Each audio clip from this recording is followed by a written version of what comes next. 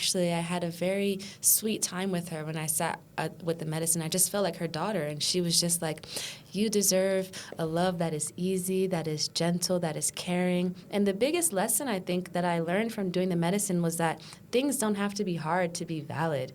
Things don't have to be such a struggle for you to deserve them or for you to be worthy of them. You're allowed to receive with ease and softness. And it was very healing for me, because at the beginning of my trip, well, yeah, I guess I can call it that, but experience, I drank the medicine. I wasn't feeling anything so intense, how you hear about certain people's experiences. So I kind of went into this spiral of like, oh my gosh, did I do something wrong? Like, what's going on?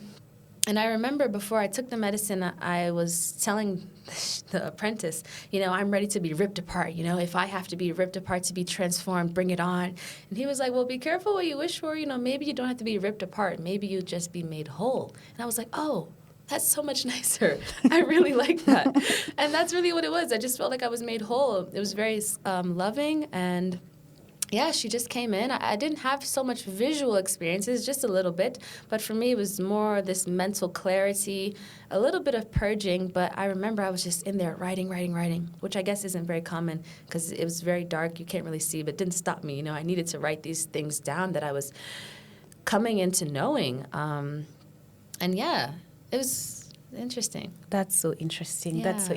Every time you people share these things, I'm like, I want to do them. Yeah.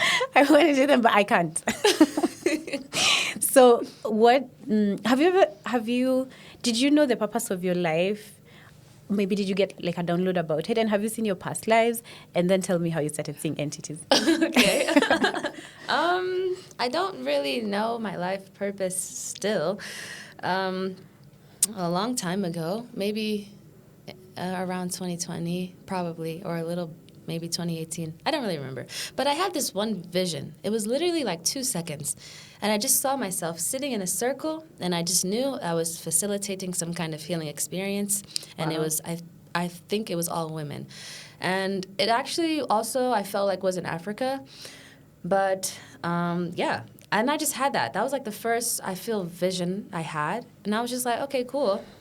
And then I was going to school for like social work, helping people and, wanting to empower people. That's always been like a core part of my mission. It's just always changed the expression of it. So, I started out obviously in the political scene. Then I transformed into a more like spiritual approach, working with the body as well. So I was doing yoga and assisted stretching.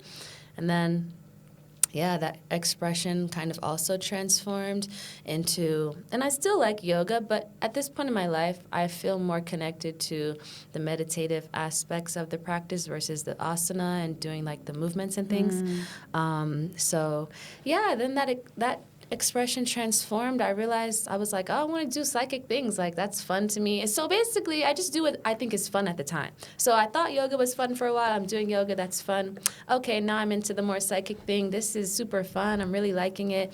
So that's kind of where I'm at now, but I'm also transitioning out of that now, which is why I resonate so much with the snake energy, because I feel like I've really lived so many lives and I've died.